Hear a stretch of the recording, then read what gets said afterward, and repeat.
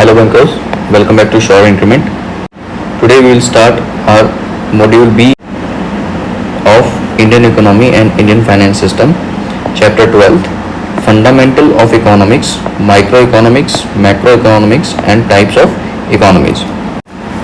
Before starting the video, if you haven't subscribed to our YouTube channel yet, please subscribe to our channel. Also, if you want study material regarding JIB, you must visit our Telegram channel, Short Increment JIB. So let us start our chapter. The first topic is economics and introduction. Economics is concerned with the production, consumption and distribution of goods and services. Economics किस चीज़ से related है? ये production से related है, consumption से related है और goods and services की डिस्ट्रीब्यूशन से रिलेटेड है. It is important to study how resources can be distributed to meet the needs of the greatest number of people. Because economics हमें ये बताती है कि जो resources हैं उसे किस हिसाब से distribute किया जाए ताकि ज़्यादा लोगों तक जो resources हैं उनकी वो needs को वो fulfill कर सकें. Economics is becoming increasingly crucial as we grow more international connected. जैसे जैसे economies internationally connected हो रही हैं वैसे ही इकोनॉमिक्स की इम्पोर्टेंट और बढ़ती जा रही है. इकोनॉमिक्स एज अ टॉपिक और भी ज़्यादा क्रूशियल होता जा रहा है. The term economy is derived from the Greek word oikonomia which is made up of two words, oikos which is commonly translated as home and nemein which means management and dispensation. Thus the term oikonomia refer to household management. जो word है economy, इसे हमने derive किया है Greek word से. Greek word क्या है? ओइकोनोमिया, जो कि दो वर्ड से मिलकर बना है. फर्स्ट इज ओइकोस जिसका मतलब है home and second is nemein, nomia which means management and dispensation. तो जो ओवरऑल वर्ड है ओइकोनोमिया उससे हम रेफर कर सकते हैं house hold management. Economy word को हमने ग्रीक वर्ड ओइकोनोमिया से डिराइव किया है जिसका डायरेक्ट मीनिंग है household management. Economics is the science which studies human behaviour as a relationship between ends and scarce means which have alternated uses.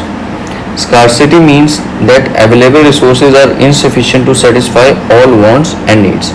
Scarcity का मतलब है कि जितने भी अवेलेबल रिसोर्सेज हैं वो इनसफिशिएंट है सभी लोगों की वांट्स और नीड्स को फुलफिल करने में. एडम स्मिथ की क्या डेफिनेशन थी? Adam Smith, the father of modern economics, in his book entitled an inquiry into nature and causes of the wealth of nation, defined economics as a study of wealth. Adam Smith ने उनकी जो book थी inquiry into the nature and causes of the wealth of nation, उसमें economics को study of wealth बताया. According to him, the subject matter of economics is the study of how wealth is produced and consumed. Adam Smith के according जो economics है वो एक study है ये देखने के लिए कि how wealth is produced and consumed. जो वेल्थ है वो कैसे प्रोड्यूस की जाती है और उसे कंज्यूम कैसे किया जाता है. Smith's definition is known as wealth definition. जो एडम स्मिथ की डेफिनेशन थी उसे हम वेल्थ डेफिनेशन के नाम से भी जानते हैं. This definition was too materialistic.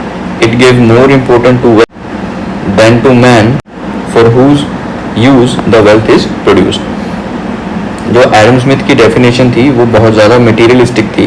इसके अंदर वेल्थ को ज़्यादा इंपॉर्टेंस दी गई थी ना कि उस मैन को जो इस वेल्थ को प्रोड्यूस करता है, जो इस वेल्थ को कंज्यूम करता है. तो आई होप आपको एडम स्मिथ की डेफिनेशन समझ आई होगी. Let us move to the next definition of economics, Marshall's definition.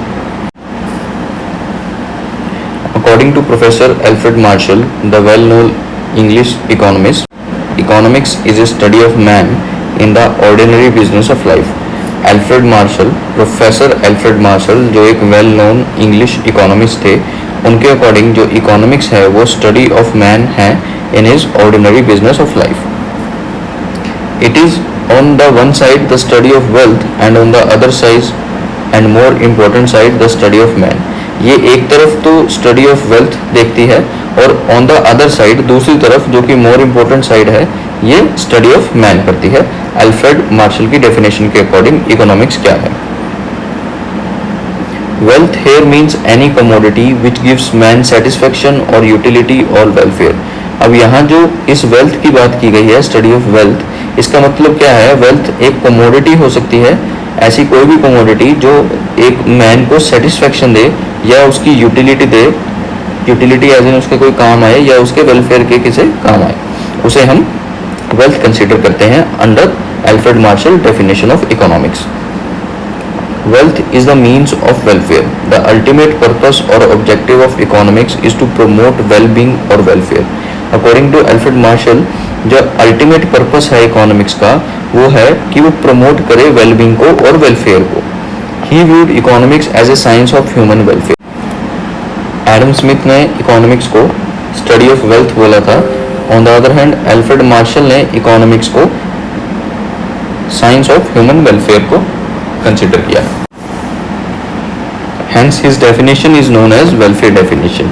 Alfred Marshall की डेफिनेशन को वेलफेयर डेफिनेशन के नाम से जाना जाता है, वहीं एडम स्मिथ की डेफिनेशन को वेल्थ डेफिनेशन के नाम से जाना जाता है। Let us move to our next definition, Robin's definition. According to Lionel Robin, economics is the science which studies human behavior as a relationship between ends and scars, means which have alternative uses.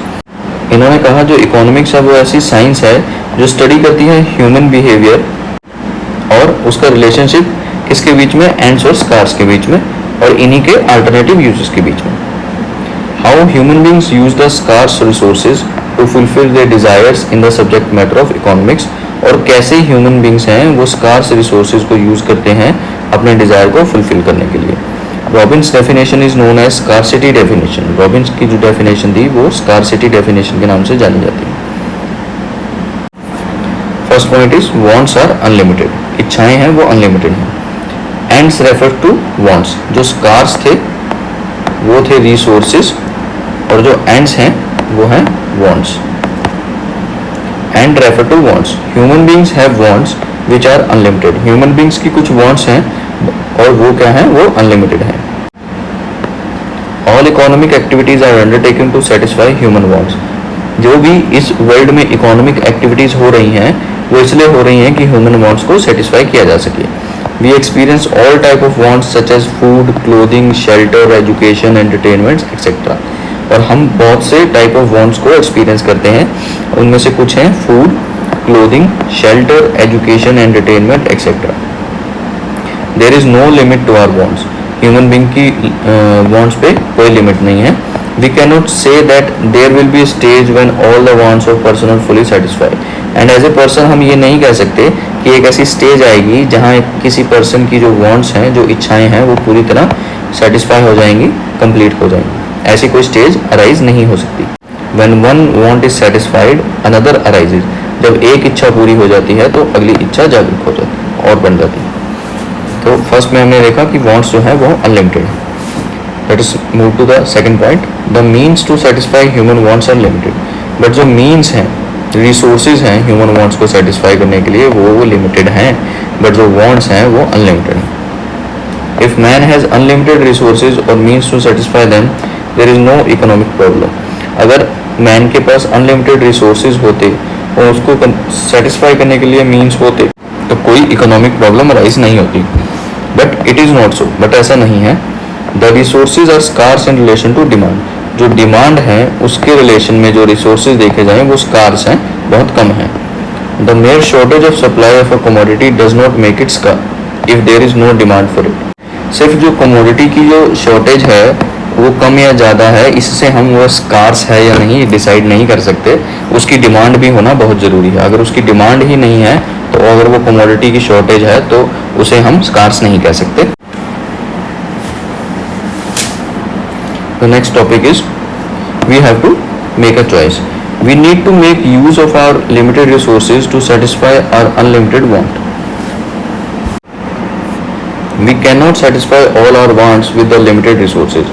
Limited resources से हम अपनी सारी इच्छाएं पूरी नहीं कर सकते. These limited resources can be put to alternative uses. So every human being must decide which wants he she will satisfy now and which wants he she would postpone.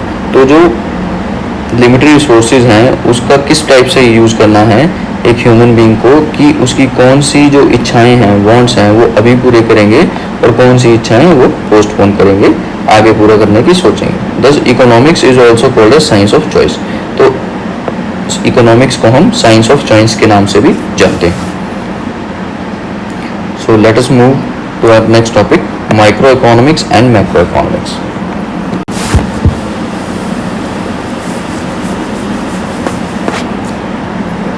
Adam Smith is considered to be the father of modern economics.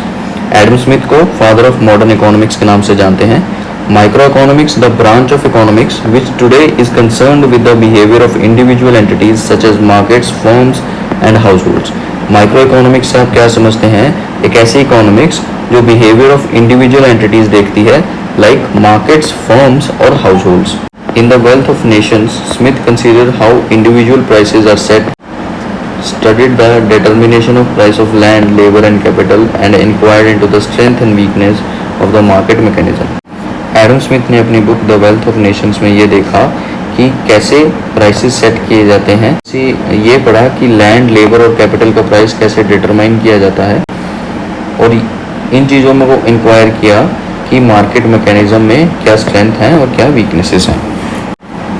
So Microeconomics is a branch of economics that studies how household and firms make decisions, allocate limited resources, typically in markets where goods or services are being bought and sold. Microeconomics एक branch of economics है जो study करती है कि कैसे household और firms decision लेते हैं और उनके जो limited resources हैं उसे allocate करते हैं।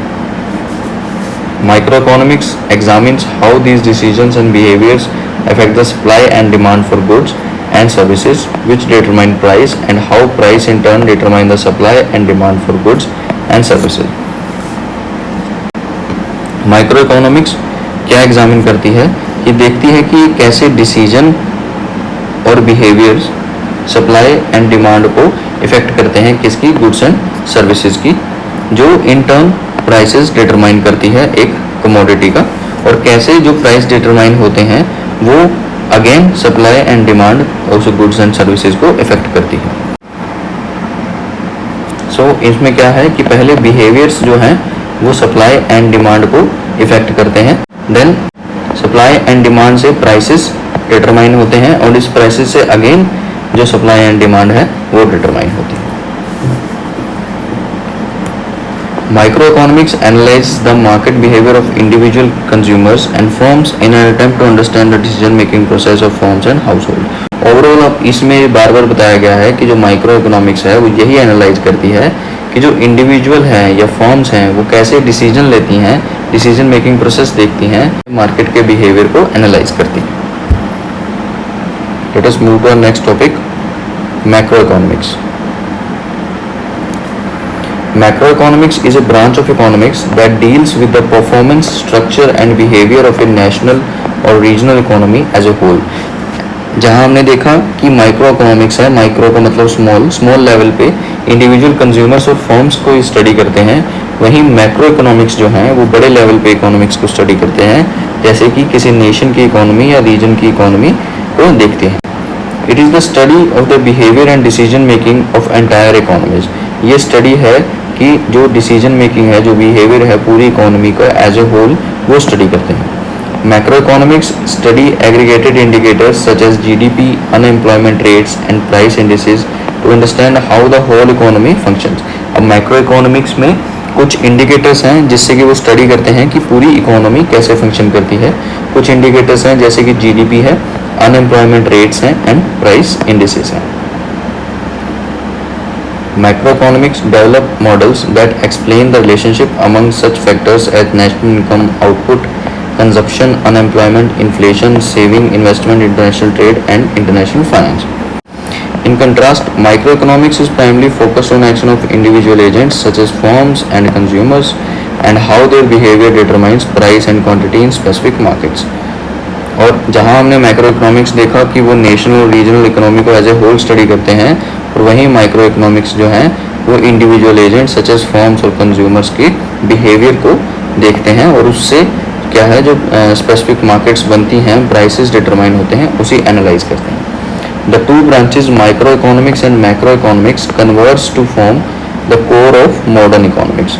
जो माइक्रो इकोनॉमिक्स है और मैक्रो इकोनॉमिक्स है, ये दोनों कन्वर्ज होकर मिलकर कोर ऑफ मॉडर्न इकोनॉमिक्स का फॉर्म करते हैं।